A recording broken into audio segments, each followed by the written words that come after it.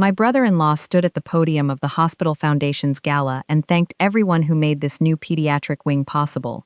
And then he looked straight at me and said, especially Vivian, though she couldn't be bothered to attend our planning sessions. 200 donors turned to look at the empty chair beside my husband. I was standing in the back of the room the whole time, and he hadn't seen me yet.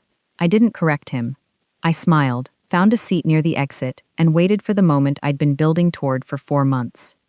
My name is Vivian Marsh, 44, and I've spent 16 years as Director of Pharmacy Services at Ridgeline Memorial in Asheville, North Carolina. My husband Paul and I have been married 11 years. His younger brother, Craig, is 51, a smooth-talking man who's cycled through 3 failed business ventures and landed, 4 years ago, as Executive Director of the Ridgeline Children's Health Foundation, a nonprofit I helped launch alongside 2 other hospital administrators back when it was just a fundraising committee with a shoebox of checks. I sat on its board as treasurer, unpaid, because I believed in it. The trouble started small, the way it always does. Last November, I noticed the foundation's quarterly statement was 2 weeks late, which had never happened under our previous bookkeeper. Craig said the accountant had switched software. In December, a major donor, a retired orthopedic surgeon named Walter Pruitt, called me directly to ask why his pledge confirmation listed a different mailing address than the one he'd given. I told him it was probably an administrative error and made a note to check the file, then got pulled into a staffing crisis and forgot about it for 3 weeks, which I still regret. In January, I finally sat down with the year-end donor report Craig had prepared for the board, and something didn't add up. The total raised was $340,000, consistent with prior years, but the itemized disbursements showed only $210,000 going toward the Pediatric Wing Equipment Fund, with the remainder marked as administrative and outreach costs. Our foundation had never spent more than 8% on overhead. This showed nearly 38%. I asked Craig about it at a family dinner, casually, the way you ask about something you assume has a simple answer. He said the foundation had hired a marketing consultant to help with the capital campaign, and that the board had approved it. I didn't remember approving anything like that, and I told him so. He said it had gone through email while I was on a conference in Charlotte, and that Paul had actually replied on my behalf since we shared a family inbox for foundation business. That detail alone should have alarmed me faster than it did. I don't share a foundation inbox with Paul. I never had. I didn't confront him again that night. I went home and pulled up the shared drive where board minutes were stored. The January minutes referenced a vote authorizing $85,000 for campaign consulting services approved unanimously, with my name listed among the yes votes. I had not attended that meeting. I had been in Charlotte exactly like Craig said, but I had never voted on anything by proxy, email or otherwise, in 4 years on that board. I called Marian Estrada, our board chair, and asked her, without alarm in my voice, whether she remembered me participating in that January vote. She paused and said she'd assumed I had, since the minutes said so, but that she personally hadn't spoken to me that day. I told her I'd get back to her. I didn't tell her what I suspected yet, because I didn't have proof, only a bad feeling and a missing 3 weeks.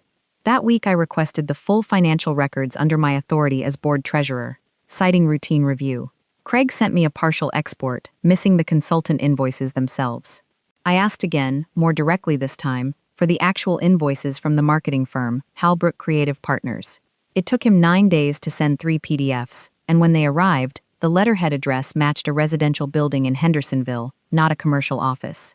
I looked up Halbrook Creative Partners with the state's business registry. It had been incorporated 4 months earlier, registered agent listed as a woman named Denise Halbrook, whose last name I recognized because she'd dated Craig for 2 years before their breakup last spring.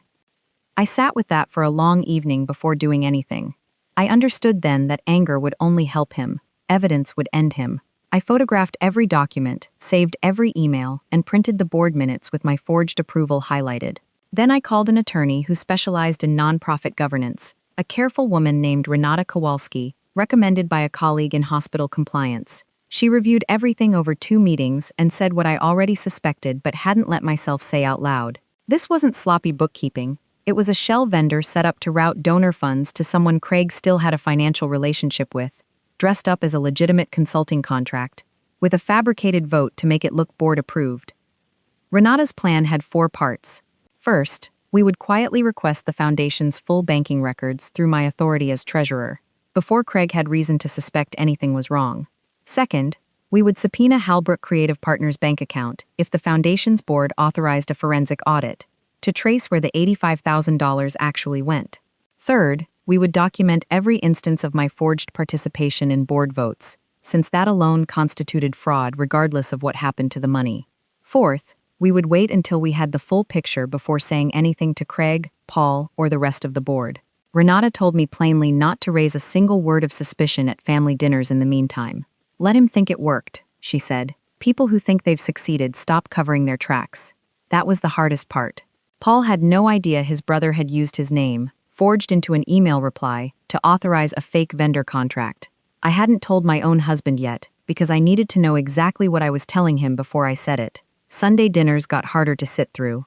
Craig talked about the pediatric wing campaign with real enthusiasm, dropping numbers, thanking Paul for always having Vivian's back on the board stuff. I let him keep talking. I saved every message. I forwarded the forged minutes to Renata the same night I received them.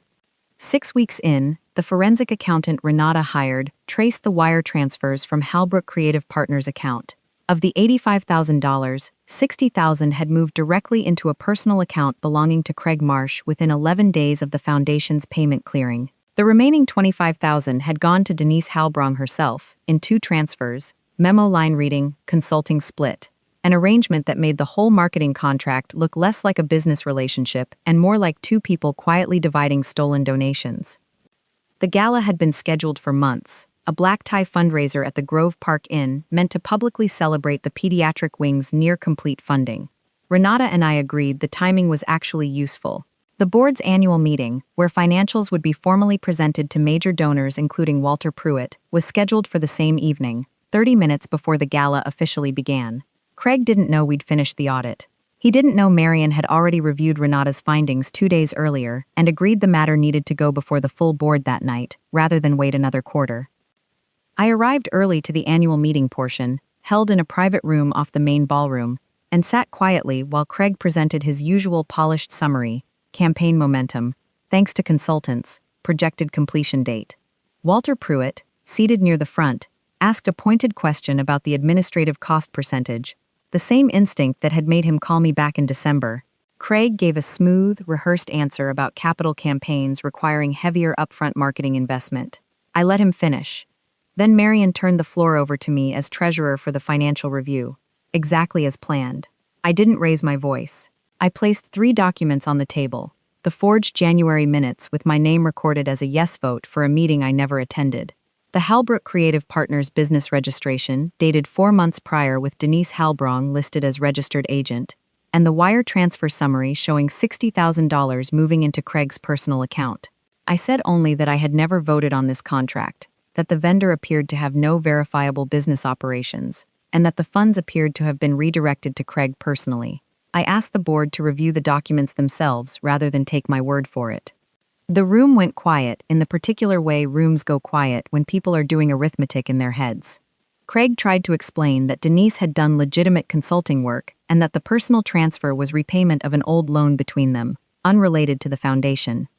Walter Pruitt, holding the wire summary, asked why a loan repayment would be memo-tagged consulting split.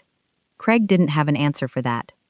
Marion moved to suspend Craig immediately, pending a full independent audit, and to refer the matter to the district attorney's financial crimes unit, given that donor funds were involved. The board voted unanimously, this time for real, with every member actually present. Paul, who had been sitting near the back having only just learned the full extent of it that afternoon when I finally told him everything, didn't defend his brother.